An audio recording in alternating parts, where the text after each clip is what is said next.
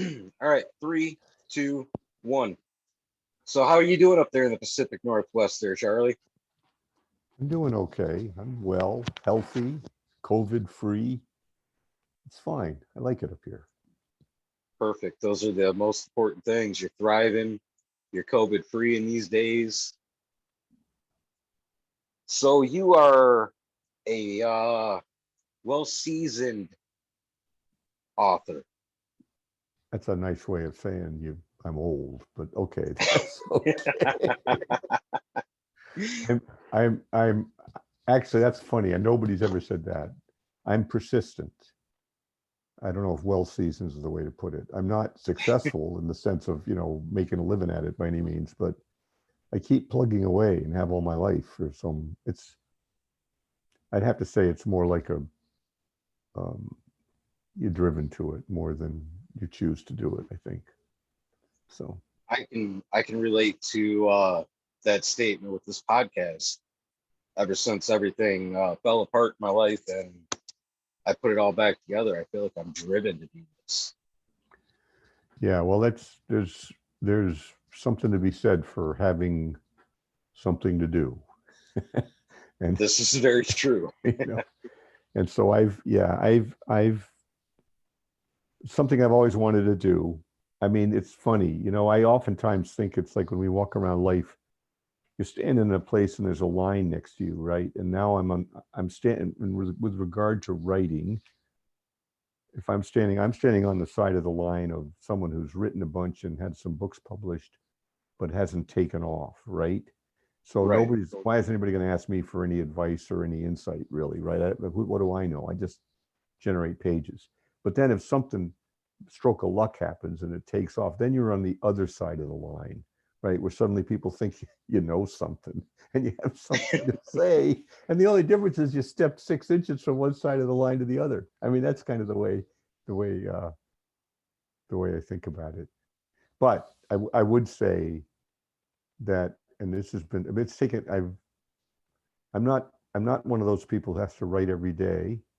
And I've written 9 novels, I think, but over a span of almost 32 years. So it isn't like, and I go long periods without writing because, like most of us, you have to earn a living. And the kind of way I was earning a living didn't really facilitate writing very well. You know Right. what I mean? I, I, I wrote, I was working in New York and I started writing a novel on the train going to and from work. And the miracle happened, which is if you write 20 minutes a day, twice a day, in 4 months, you have a novel written.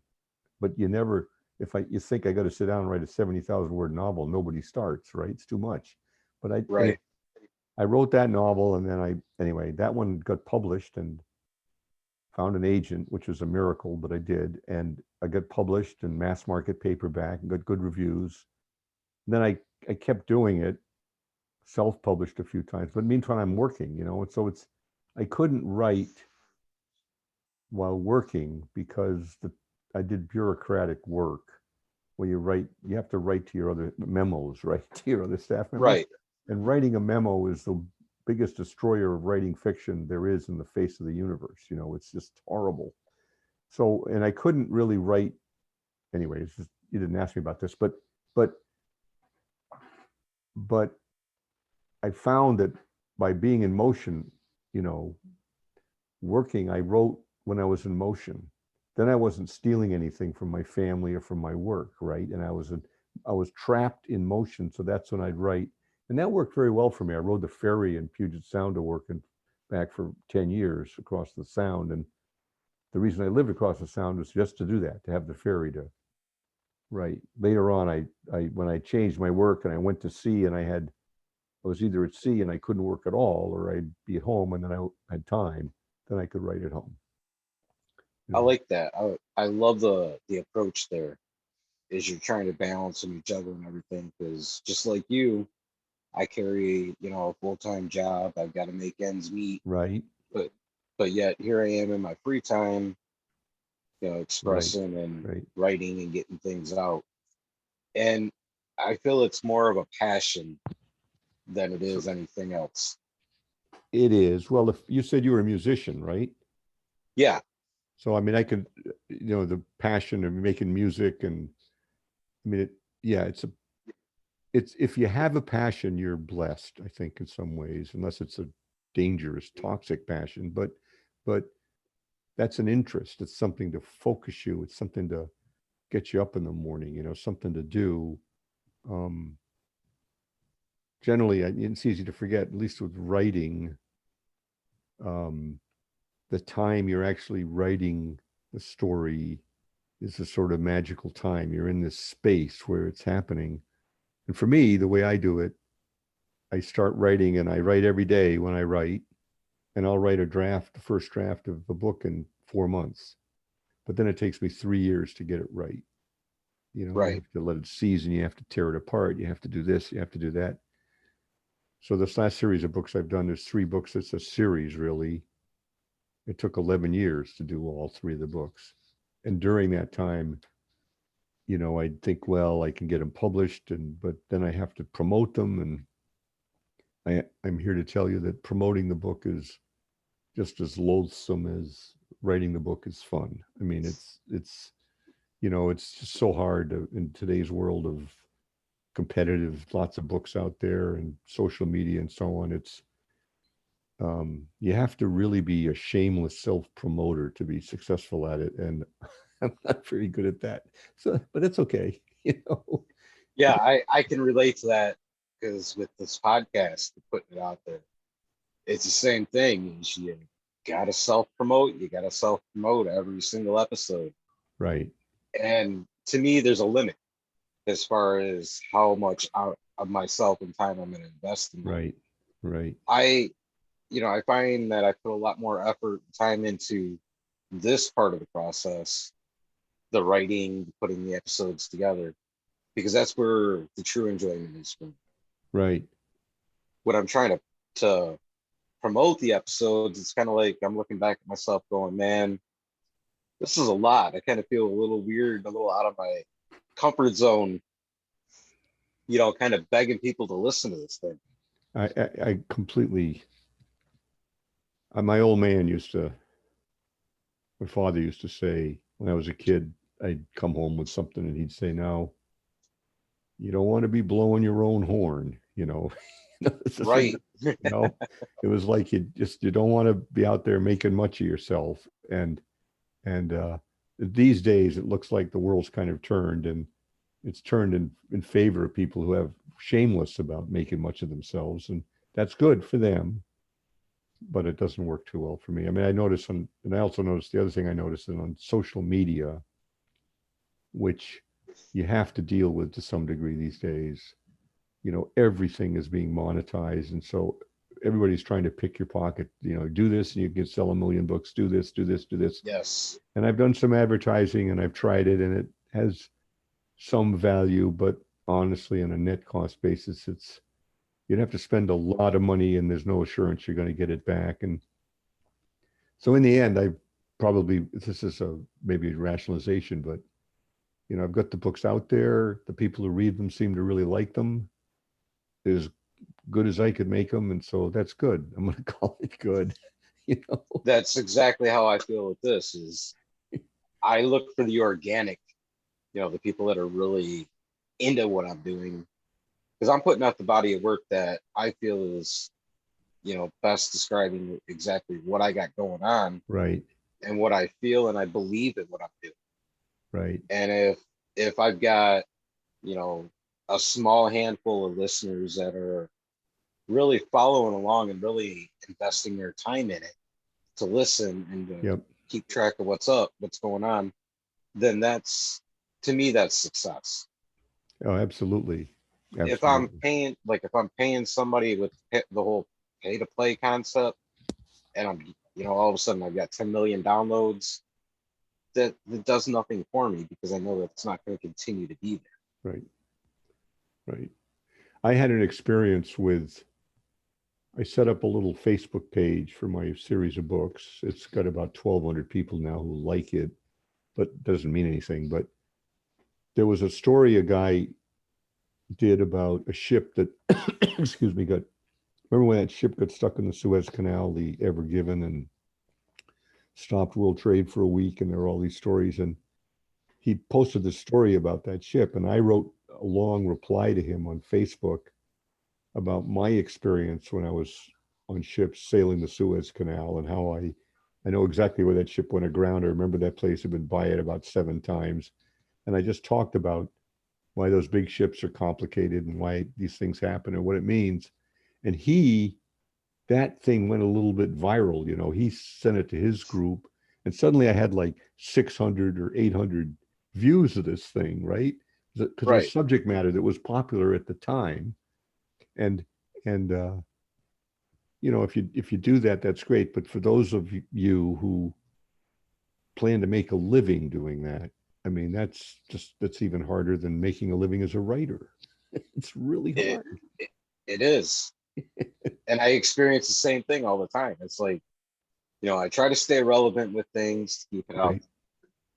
and that's building the core. And Right. eventually that core will continue to blossom, and that's great. However, I'll sit down with somebody that maybe a few thousand extra people know, and they want to listen to it. So that's one episode where there's a big spike, Right. which is cool.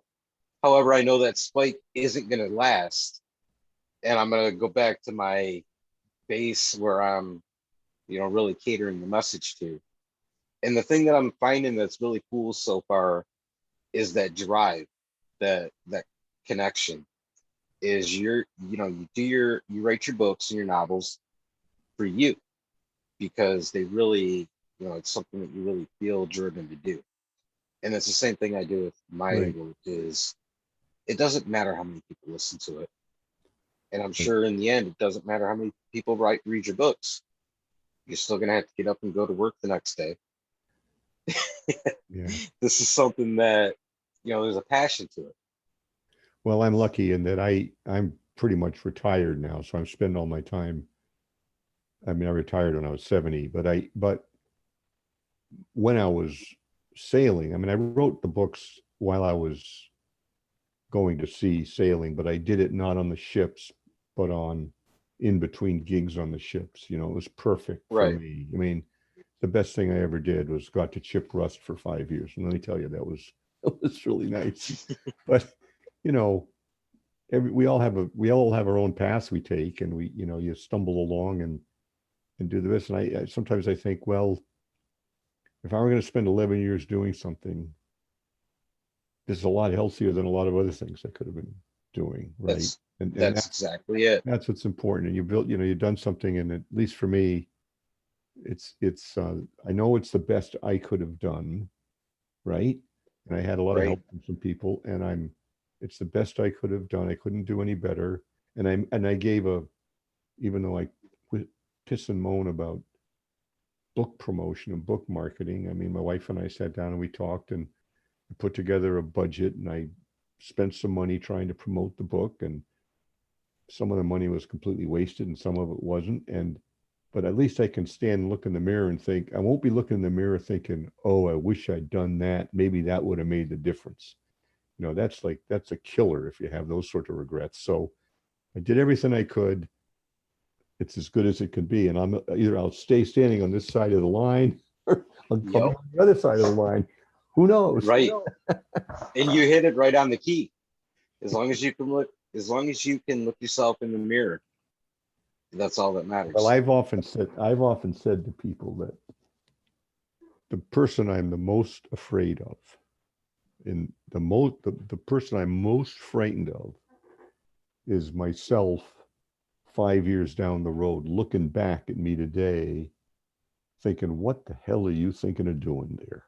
I mean, I've made everybody, we all have in our lives different fork in the road kind of choices we may make. I don't know about you, but I know I made there's a couple of forks in the road that I took that I often wonder, well, if I'd gone the other way, what might have happened? What could have happened? And so far, I'm not, bitterly regretting that I did this instead of that. There's a couple that are close, but I made peace with it. But boy, if you don't make peace with it, you got trouble.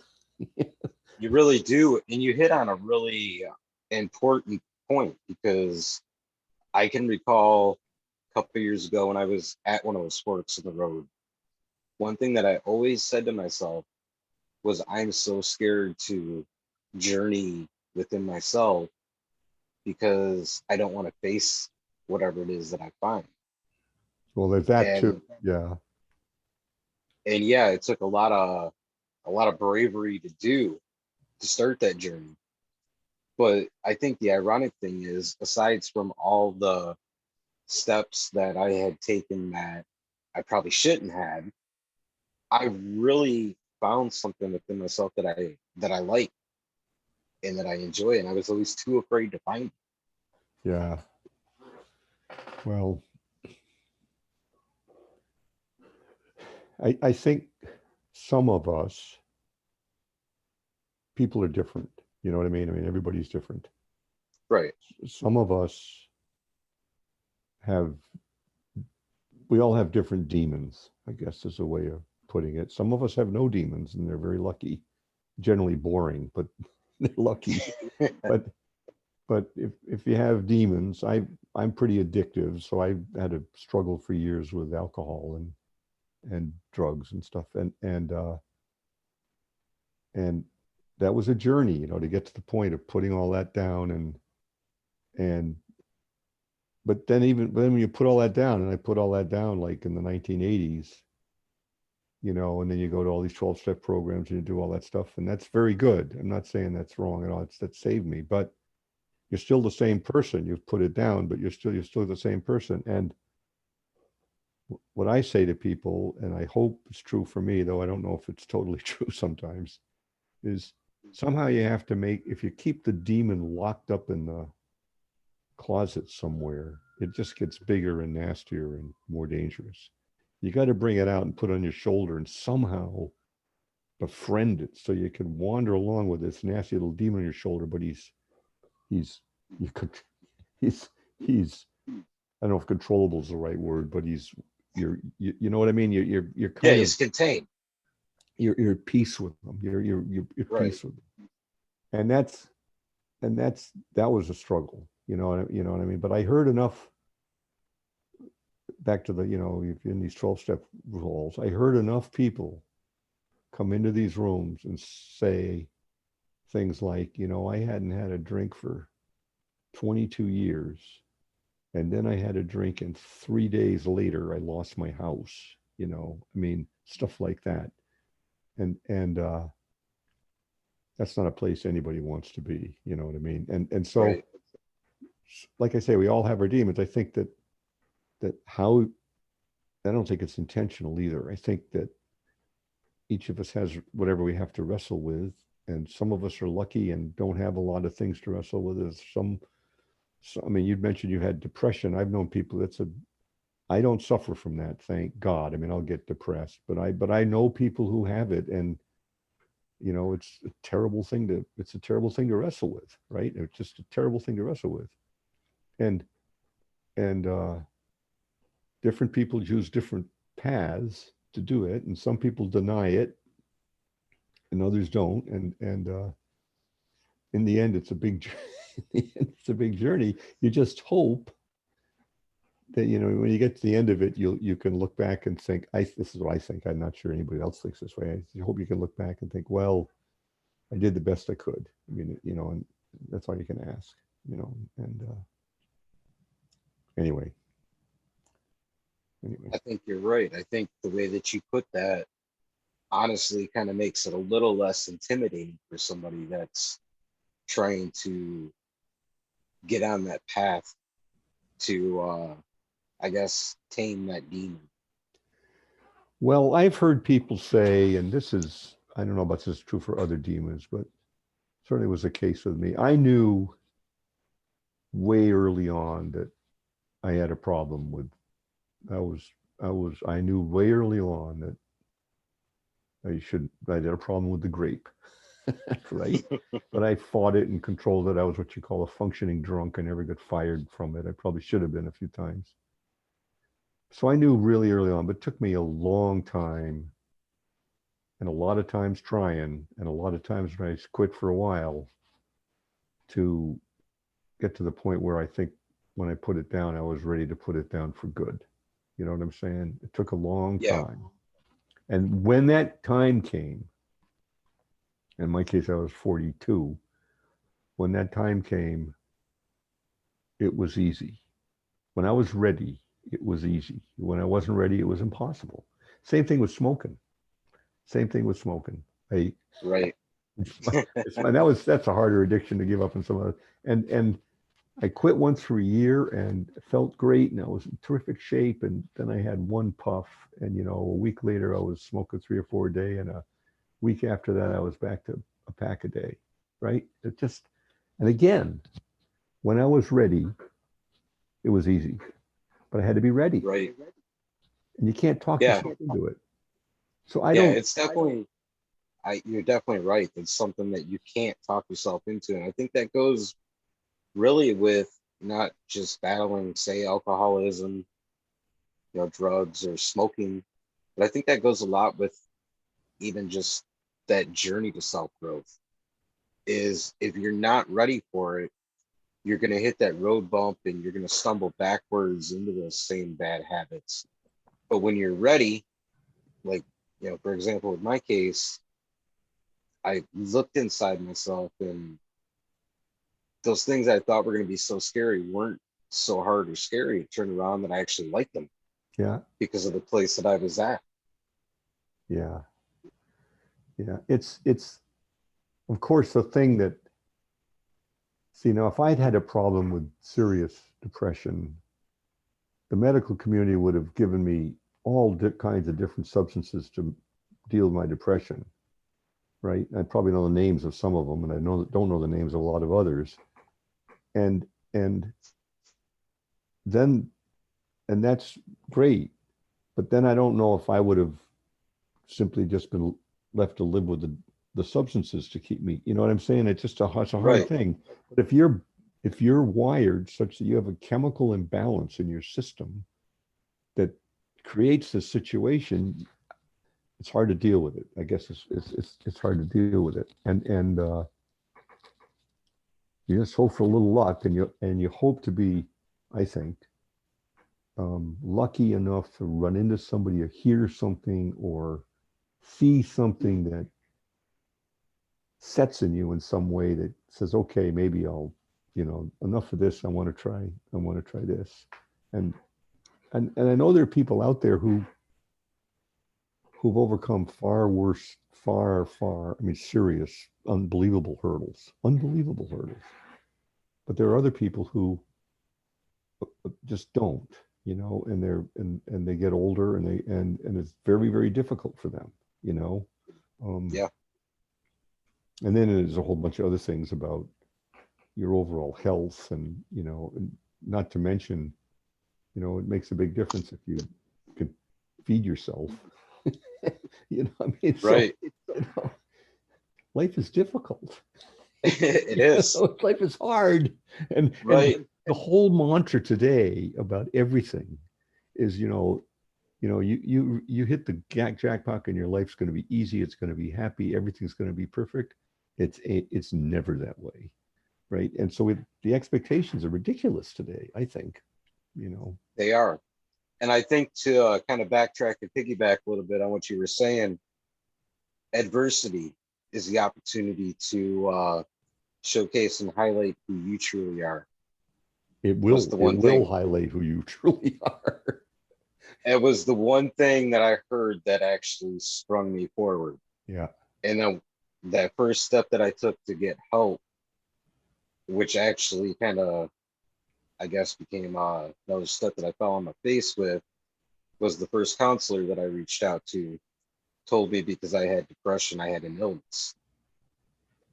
And I believe I spent probably the next 20 minutes trying to figure out exactly what that meant, as to, if I have an illness, do I just kind of pack up shop and sit at home and, Right. wait for the terminal aspect of it, or what do I do with it? And then I paid my $45 copay and I went on my way, and I found somebody that actually said, hey, look, it's adversity that you just got to overcome. It's in a different form than somebody else. Right.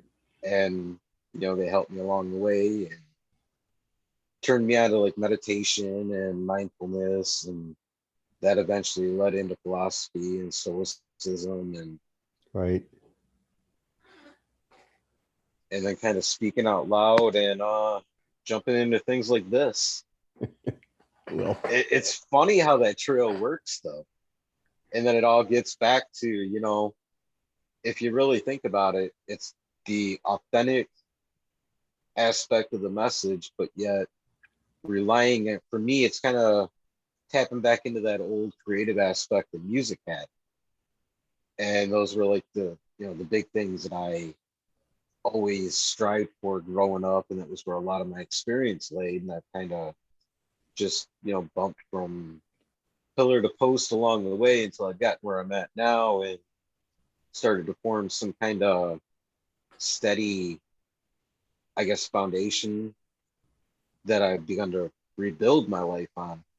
And I'm kind of curious because you've got, you mentioned being at sea and all that stuff like that. You kind of briefly touched on. What was your background that got you up to today? well, I, I, I had a, I had a, I had best education money could buy. I was raised in a family that was financially secure. My father worked for the Fish and Wildlife Service, affiliated with the University of Massachusetts, and he worked all the time. He was working the whole time, and went to good schools. But he had, and his father had, when they finished their education, spent several years, each of them different ways. One in the logging woods, one guy out doing basically hunting and wandering around the wilderness. Sort of this idea of going out and doing something in the outdoors. So I chose going to sea fishing, and I did that for a number of years, and I really liked that. But I had this education, so I thought, well, if I don't come ashore and start trying to use some of this education I've had, I'll never do it because I'll the fork in the road. This is one of the forks in the road. I was on a swordfish boat in Panama City, Florida, and I had a chance to come up here to Alaska in 1974. I had a sight on a halibut schooner, and I'm telling you that I knew if I came up here, Alaska, that I would have stayed, right? But Right. I was crazed for this witch back in Truro, Massachusetts, and so I went back to Truro, and I knew it was I knew what I was doing. But anyway, so that was the first fork in the road in a sense, right? But so then I came ashore and found a job, and but it was in the fish business still, right? So anyway, but then because I like the water and boats, and then that morphed into I had a job, and then one job was I was fishing, and I was doing a bunch of stuff in the fish business. I was writing for newspapers articles. I was fishing on different boats. I was working as a consultant, and then the work dried up, and then I was trying to work on this boat, but I couldn't. He had too many people, and I couldn't get enough jobs to support my family, and my kids were little boys. I remember once I was getting ready to go fishing, and the boys were like 4 and 2, and I was going something to go. I was going to go out and get a pack of cigarettes, and they thought I was leaving to go for fishing for 2 weeks, and they both started crying. And I thought to myself, I don't think do I really want to be away from these kids all anyway? So um, then I stumbled into this job in New York with the Port Authority of New York. It just stumbled into it because they wanted to rebuild a steamship terminal into a fishing complex, which is a crazy idea, but they needed somebody and they hired me because I had this education, right? So Right. I literally went from working on the back deck of a crab boat off Norfolk Canyon off Virginia, and 48 hours later, I'm in the 64th floor of the World Trade Center in the suit I'd gotten married in, talking to these guys, all of them in suits, looking down at the Hudson River, and they offered me this Yeah. job. And so I took this job, and I don't know why they didn't fire me, but so then I worked for that means how I worked for ports for almost 30 years, right? And along the Okay. way, I did a bunch of things, and along the way, and of course I'm struggling with, I'm trying to stay sober and everything. Along the way, I started writing this book in the late 80s when I was still in New York. Came to Seattle, Port of Seattle. I thought I'd just get out here and then go in a fish boat. I never did. Then anyway, then I kind of got fired from that job or retired or whatever, and still need to work because my wife was just got found another job, and so I went back to sea, 65, and I did that for 4 years, and I was able to take the sea time I had from fishing and apply it for my seaman's papers, and I knew a couple of people, and I was persistent, and I ended up shipping out, and I did that for 4 years. Best thing I ever did, really. And so this is a very long way of saying that now if I look back, it all sort of makes sense, right? Right. But when I was doing it, it didn't, I wasn't really thinking that way. You know what I'm saying? I was just kind of doing what I thought I needed to do to put food on the table. You know what I'm saying? And I did this, and then I moved everybody from Cape Cod down to New York because I didn't see a future for me in the Cape. And so we moved to New York, and it wasn't making enough money in New York, but I was in New York, you know, and it was better for the kids, you know, not in the city, Yeah. but anyway, so now I see, of course, now I'm getting up there, right? But now I see that there is a thread through all that stuff that I did, which is the waterfront and the sea and trying to find work that was interesting and real. I guess you know what I mean, and outdoors a lot. Yeah. And that was kind of the interest. And so if you're lucky, and I think I'm really lucky, honestly, I can say that. Maybe you can say something like that. You know what I mean? If you just look at the thread you go through, suddenly what looks like it, why did I wing from this to this? So suddenly, wait a minute, it all kind of falls into place. And so that's why, that makes sense. Or maybe not. I don't know. You know what I'm saying? Yeah, I can see that thread slowly starting to come together when you tell that story. Well, how old are you? I am 40. I'll be 42 in a couple of weeks. Man, you're just getting started. You're just no, seriously. Which actually is exactly that is exactly it. I feel you know, when I was 42, I was in New York. I was in New York, living in New Jersey, working in the World Trade Center, the one that fell down in 2011, 9/11, and just sober, 42, same age as you. And since then, I've done like I don't know how many jobs and moved to so many places. So it's like you think when you're 42, oh man, it's almost all over. No, I wouldn't say it's I feel almost that all way. over. I feel like maybe at 39 or 40, I could have said, yeah, it feels like it's over. However, this whole reinvention of life and living in this new reality, especially with starting to push this kind of stuff and finding something I truly enjoy, I feel like it's just beginning. And that's perfect. That's just perfect. I also learned, at least it's just, again, for me, I tend to work in 5-year chunks. I get passionately interested about something and I spend 5 years, 110% into it, and maybe 10 years doing it.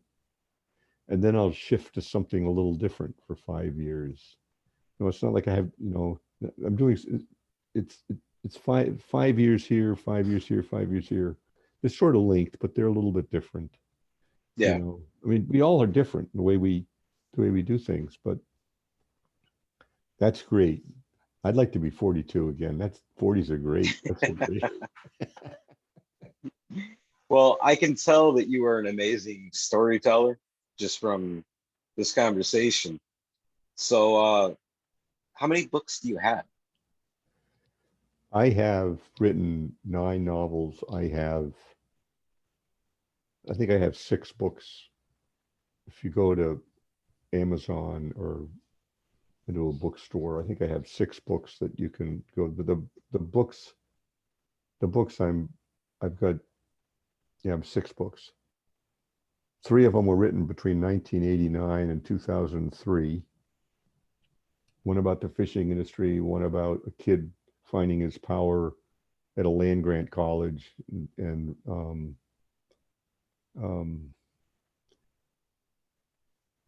I can't even remember what the other one's about. It's sad to say. Oh, and one of them just the first one I wrote is just a caper set in New York. It's just a Yeah.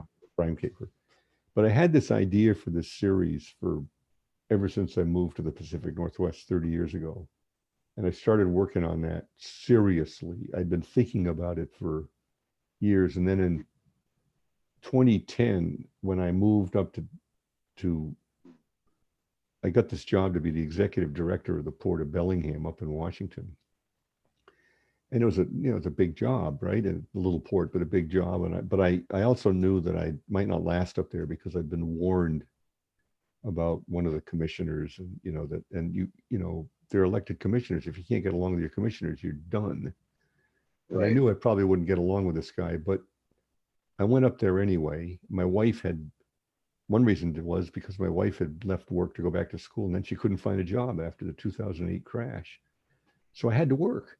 So I took this job. I was commuting up there in the weekends, about 80 miles north of where we live in Seattle. And I knew that I wouldn't last up there. And I had evenings free because I'm in this apartment, right? And except for these public meetings at night. So that's when I started doing research. I said, well, if I'm going to be serious about writing this book, I'm going to do research. So I started doing research. That was, that's when I started getting serious about it 11 years ago. And then I started actually writing the first book in the fall of 2013, when I was in between gigs at sea. That's how it started. And when I started, I didn't think it was going to be a series. I thought it would be one book, but then it became three. They're all separate books telling one big story. And I've had a lot of fun with it. I got to tell you, I really, for all my whining and bitching about promoting books and how difficult it is, the process of writing the book is great. And some of the BS I ran into trying to promote the book is funny too, you know what I mean? And it's the best I could do. And I like to think that people who like to read fiction about people out in the woods or out at sea and dealing with big issues and coming of age and ancient truth, they like a story like these are, about a beautiful part of the world that not many people get to. I mean, I hike in there all the time in the Olympic National Park, and so it's the kind of a love letter to the Olympics and kind of a rumination about how did people become modern human beings and how did people get to the Americas. And if you like a story that's a little different, you might like it. Who knows? Right. Yeah, and I noticed when I was doing the research and looking at your website, when I got to like those subjects, it was like this wormhole that I just fell down, and I had to actually sit and read and engage with all of it. So it's really cool the way that you put things together. Well, that's that website I have, which, honestly, the reason I put the website up initially about when I started working on these books, actually, it was just this little website. But what it became was this place where I could store stuff that I kind of liked. Because, you know what I mean? It was kind of like a storage place. I wasn't thinking people would read it. And then I started really working on the books. And so you're right. There are these categories where I kind of go off on humility or how did people get here or what about sea stories? It's just a place to sort of tell stories that otherwise, where would they be? And yeah, I figured some people, if someone picks up on it and likes reading that stuff, great. You don't have to read and put it down. I find it interesting. Some of that stuff interesting. Yeah, it's definitely something that, it catches your eye once you get reading into it. It really takes you. Thanks. Well, most of it's true. It's fun. But like I said before, feeding the web page, it becomes a burden. It's been a while since I posted. I better post. Oh my God. So right. Kind of a mixed blessing. It gets back to that trying to stay relevant, and right. It's not exactly in your genetic makeup to care about being relevant. You're doing it just because.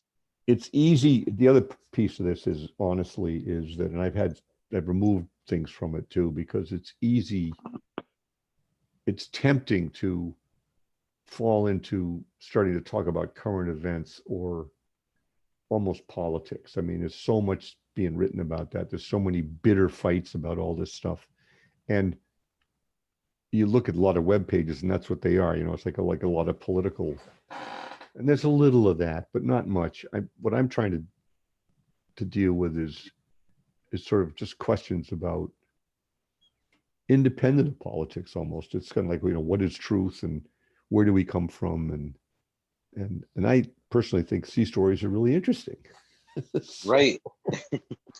In a way, it's a lot more writing for yourself than yeah, just putting it out there, and it's something that's going to outlive you. Just like, this is going to outlive me, right. and it's bound to help somebody at Yeah. some point, whether you know it or not. Well, that's the point, and you're absolutely right, and that's something that I could help being reminded of, because I'm very impatient at sometimes. That these things are slow. It takes a while. You build up you build up a little community of 50 people who are following your thing. Well, that's not enough people to mean much in one way or another. It's 50 people who are interested in what you have to say. That's great. You know what I'm saying? I mean, Right.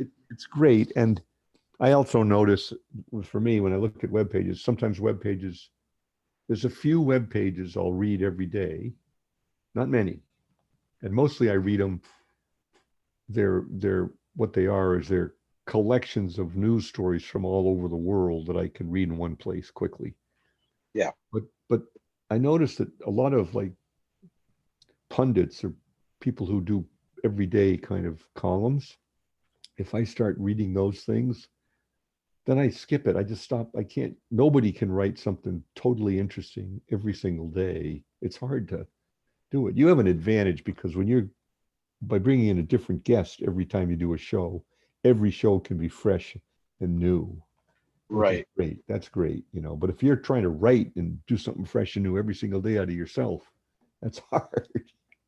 It is. And even with the other aspect of this, with what I call from the field, that gets difficult to do because that's just me. And Right. that's, further in the story and offering up new ideas and further building that potential roadmap for, be it somebody now or somebody down the road way after I'm gone. Well, the first thing I think is, this is what I'd say, is the first thing for your journey is to realize you're on a journey and you can make choices about that journey. I mean, I think a lot of people don't even know that. They're just I there. know that was a difficult thing for me to grasp at the beginning, Yeah. was the fact that, it's in your hands, it's your journey. You're entitled to make the decisions.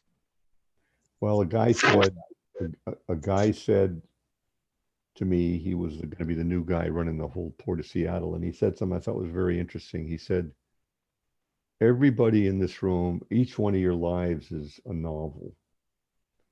Meaning, every story, you put down tracks as you walk along. That's a story. It's a novel. But what I think is a huge light to go on for people is that, wait a minute, I have some agency in this story. I can make a choice to go this way as opposed to that way.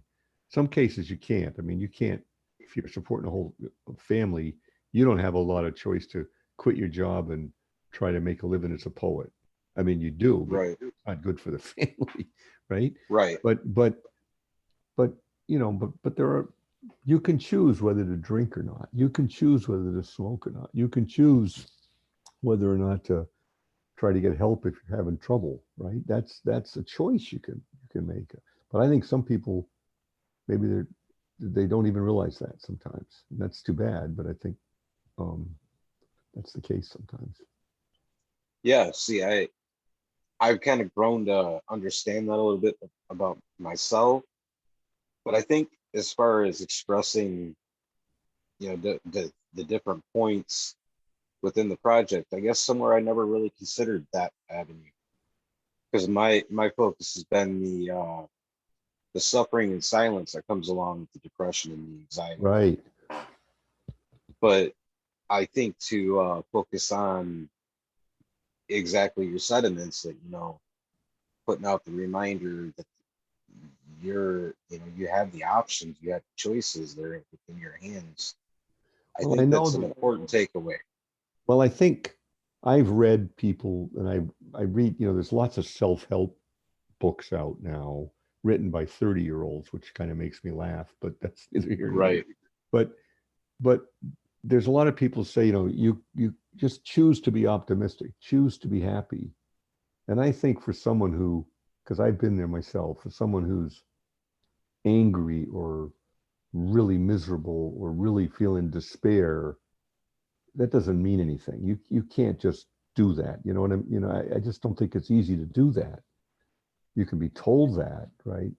But it's the little steps, and for me, at least for me, like when I was first sober, I'd try to do little things that were successful, just so that in the day I'd say, well, I did that and I worked at that. Now I did that. Now I did a whole day where I've done a couple of little good things, right? And then I could say, well, I did okay today. You know what I mean? Yeah. Little things. But instead of saying I got to write the bestseller, I'm going to be miserable. Well, first you got to write the bestseller, which is a lot of work. And if it isn't a bestseller, what are you going to do? You're going to kill yourself? I mean, that's the danger. If you Yeah. line you up to a goal that's difficult to achieve and you don't achieve it, you got to pay the consequence for that. Right. You know.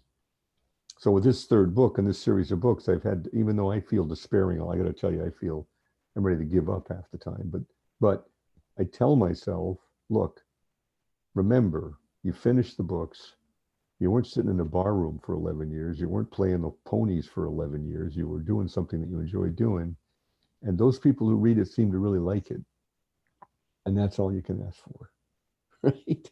And then That's all this, exactly they it. say, I want glory. I want to make all this money. I want to be on these TV shows. Yeah, maybe all that stuff's there too. But if you get pissed off because you can't get that stuff, you got a problem, because you're going to be unhappy all the time, because it just doesn't happen very often. Right. Right. Anyway, It's difficult to catch lightning in a bottle. exactly. Yeah. And I think, a lot of it is even with, a lot of the media, the monetizing of social media and everything else. It can be easy to let that get out of, to let that just balloon and, fill your head with all these visions of grandeur. And you lose sight of the fact that, in reality, catching that lightning in a bottle is not something everybody's going to do. No, they aren't. But there's a difference between, you might catch a lot of personal lightning in the bottle that And there you nobody go. else sees, but it doesn't matter because it's your own personal light. You know what I think we're all trapped by the media, and the commercial world tells us all the time, you're going to be famous, you're going to be do this, you're going to be that, you're not great unless you do this, and the reality is most people are just trying to get by. Yeah. And if people could learn to be happy with what they've got instead of unhappy with all the stuff they want and can't have, they'd be much happier, I think. Yeah. And And I think that would really it would really change a lot of the lenses in society nowadays, and yep. really just the way that the whole culture works. Yeah, I agree. Instead of this, I need more, I want more, the whole Yeah. change to, I have this, I'm grateful that I've got this. Yeah, I think there's another thing that's going on though that is more troubling. There's a lot of people, I think, who feel they've lost something. And in those people who are wiped out in towns, like in places like Michigan, they have lost something. They've lost their industry. They've lost, and rightfully they're angry and pissed off about what they've lost. That's a challenge. When you've had something and lost it, it's a lot harder to be happy with your lot than if you accepted what you have and you haven't lost it yet. You know what I'm saying? So it's Right. hard. I think it's hard. And I also think that there's a huge number of people in this country who are just struggling to get by. They don't have time to think about any of this stuff, including the politics or anything. They're just trying to make sure they keep the job and fix the roof or whatever it is. They're tired, you know? Yeah. And so, but somehow in all that, I think I'm old enough to know when I was a kid, there were lots of people around who had been kids during the Depression. All the people who were alive and, you know, adults during the Depression are all dead now, right? But I Right. can remember when in the 1950s, everybody who was older were still saving their tin cans and putting the bottles out for recycling and being very careful because they remembered what it was like in the Depression. Yeah. Right? We're 2 generations away from that. People don't remember that anymore, you know, and they learned to be happy with that, even with that misery, because that's all they had. Right. You know. Right. So, You're making the best of what you have around you. exactly. You know, the richest man and woman is the person who doesn't want more, need more than they have. Right. That's the richest person there is. You know, and that's right. and people can live on $8,000 a year and be as rich as someone who's got a yacht, but there aren't many of them. Anyway, we'll see. Yeah. Well, considering where you're located, you're what was the word we used originally? Seasoned background and past. Seasoned author. Well, I was going to leave the author part out, but your amazing ability to storytell. I'm going to shift this completely different, probably catch you off guard. All right. Do you believe Bigfoot is real? That's a great question. I do not. I know people who do, and I know the legends are real, but I don't believe Bigfoot is real. But the irony of this is the stories that I've written talk about the short-faced bear, which was real and here 12,000 years ago before it died out in the Ice Age, but maybe coming back. So in a way, I'm building my own Bigfoot legend, but in a little bit different way. But no, I don't. It's funny. When asked, I don't think Bigfoot is real. But what I do think is real is that humans have a very clear memory of those many hundreds of thousands of years when we were living in and among big, terrible animals that would eat us without a qualm. And I don't think people forget that today. You know, the dire wolf and the hyena and the short-faced bear, they ate people, you know. Right. And so people they weren't the apex predator. These animals were the apex predator, and they had to hide. And I think the Bigfoot legend is a ancient belief either about those great animals or even more disturbing about other forms of hominids, the humans that used to walk the earth with us 40 or 50,000 years ago, like Denisovians and Neanderthals, maybe interbreed with us because humans like to breed, right? Right. And maybe that's an archaic memory from that. Now, having said all that to you, we'll pick up the paper in 2 weeks and you'll remember this because there it is. Bigfoot was found in British Columbia. Exactly. And the whole reason I even thought to ask is I just seen that on Facebook recently. Okay. Okay. Well, I'm happy to be proven wrong, right? I don't think I will be, but I'm happy to be proven wrong. I had to ask because I've seen a couple of documentaries that were filmed up that way. Right? No, I know there's another writer out here, Jonathan Evison, who's really quite famous. He's very successful. He supports a family of 3 kids on his fiction alone, which I admire. He's a good writer. He believes in Bigfoot with all his heart, I think.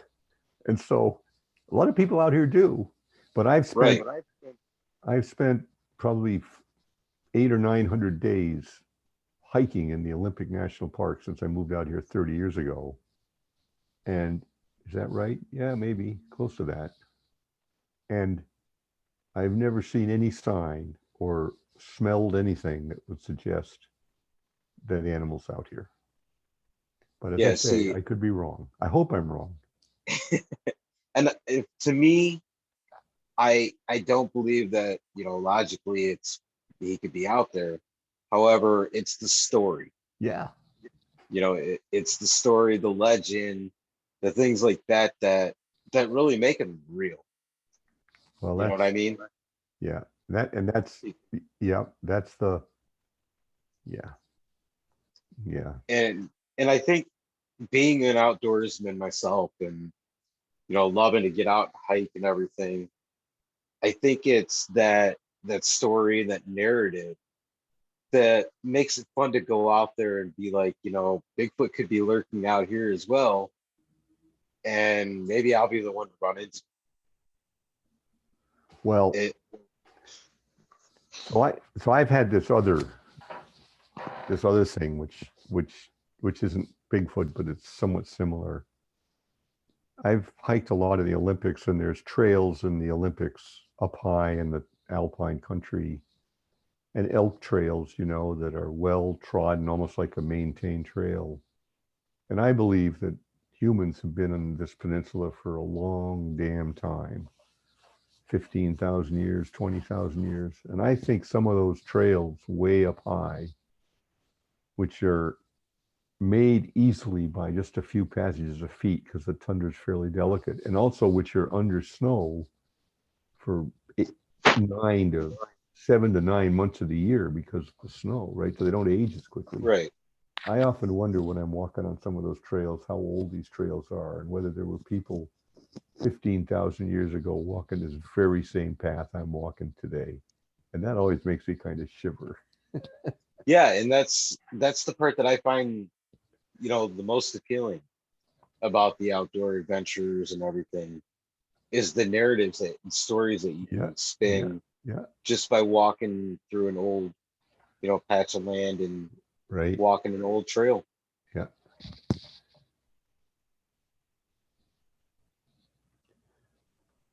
On that note, I think we're running out of time for this one. So I want to thank you for the time and the stories. It was a great conversation.